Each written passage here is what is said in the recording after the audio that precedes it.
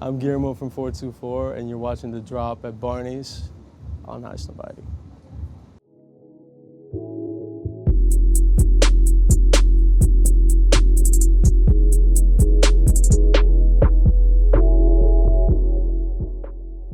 Hi, I'm Jackie Kim of Barneys, New York. And I'm Jeff Carvalho of Highsnobiety. And we are here with Guillermo of 424 at The Drop at Barneys, Madison Avenue, New York City. Thank you so much for being here. What's happening, G? Thanks for being here. Thank you, So, guys. you opened your shop in LA, you built your collection, and now you're at Barneys. What's that experience been like? Long. A lot of sleepless nights and a lot of airplane rides. I love that though. You had to work for it. Yeah, it's cool. And, being able to take an idea from the sketchbook just to see it sold to anybody is special. Yeah. And then having it end up at a place like this, it takes a little bit to process what that really means. When you're at your hometown, the first time my dad ever went to Barneys was to see my stuff. Wow. So that's kind of, That's pretty special. and I love the San Francisco location. It's my favorite one. It looks so beautiful. We've been talking a lot about the connections between what's going on the West Coast and, of course, the New York scene, and this idea of streetwear and street fashion, where it's gone. Curious to get your take on the differences or the parallels between the two. I mean, it's hard to say. I guess I'm from the street, right? And I make clothes that people wear on the street. It's street wear, I guess. But I've always wanted my stuff to be like the nicest it could ever be. So now it is, and that's why it's being sold here. So the parallels, it's like I live in this world all of the time. So, even if I was like at Goodwill buying a Paul Smith oversized blazer, it was cheap at the time, but I was putting on a AAA t-shirt. It's important. I think it's always happened, and now it's at the forefront. That's just kind of how I feel about it. We would agree. The references have always been here and there, but now we get to have our shit at Barneys instead of just inspiring the people who put it into Barneys. So your collection's here now, and you're amongst some of the greatest designers, I would say, in the world. Is there a collection or a designer that has either inspired you or influenced you this past year? This past year specifically? Yeah, in recent time. I really like Craig Green, man. It's just special. You can see, even if it's not for you, and if you're not going to wear it during Fashion Week, he's doing presentations at the Met. It's a whole different thing. It's artistically beautiful. The textures are beautiful. The fabrics are beautiful. Rick Owens is a mainstay for me, just forever. Yeah. And then Ralph. It's like God level. You can't ever let go of those things. Then with something just super relevant for me is that American sentiment. That workwear, traditional, somewhat normal people clothes, but taking them up to a high level, like Visvum. It's just it's so familiar, but it's so foreign. So new, right? Yeah. This idea of elevating the classics, right? Yeah. Taking something that would be, as you say, sort of just traditional, somebody could pick up, and adding some subtleties or changes to it to making it the very best. Yeah, you change the fit a little bit. You use Italian-made fabrics and Japanese grommets, and it's a whole fucking different thing. But it's still home. It still feels good.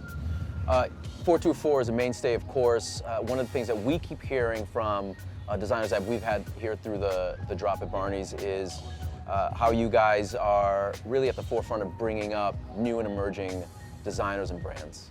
For me, that was more important than having even my own brand in the beginning. I've always loved clothes, and I was always going to do something, and whether it was accessories, jewelry, shoes, whatever. Clothing just happened to be where I could put the whole story together.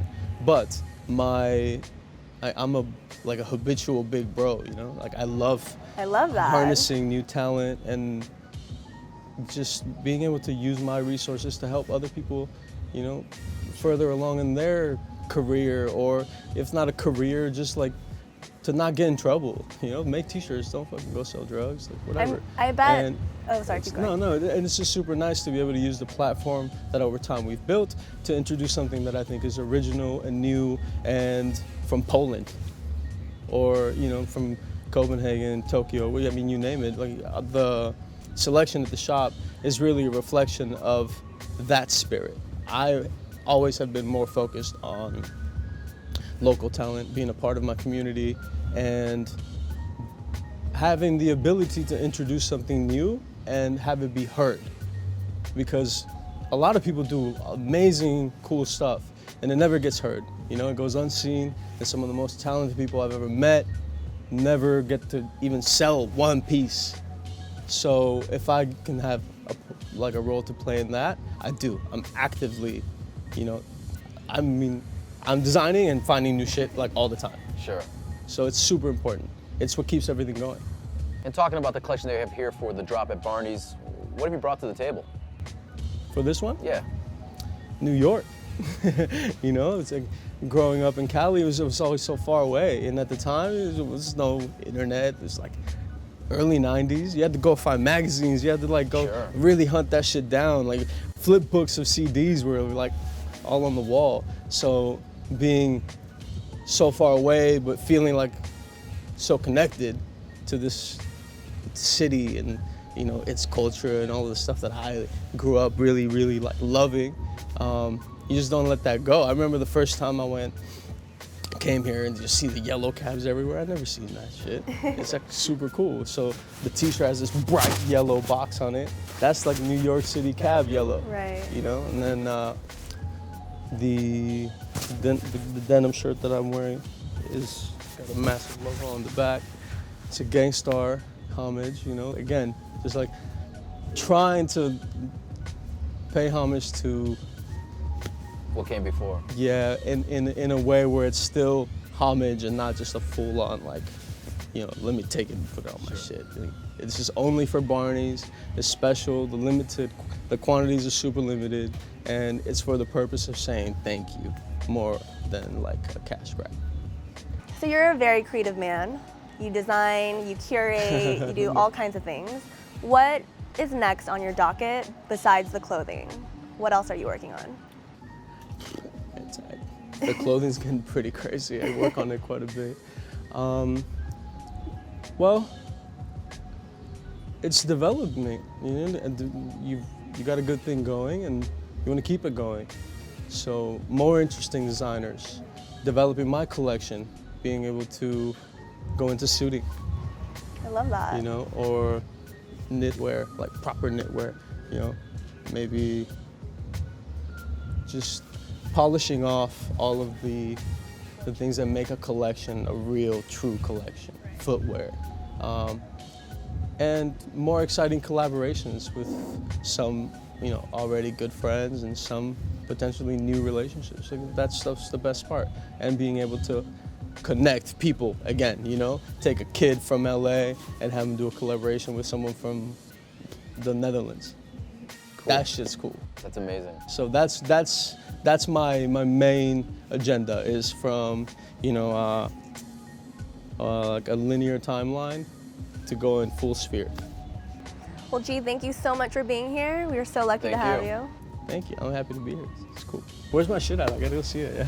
I'm stoked.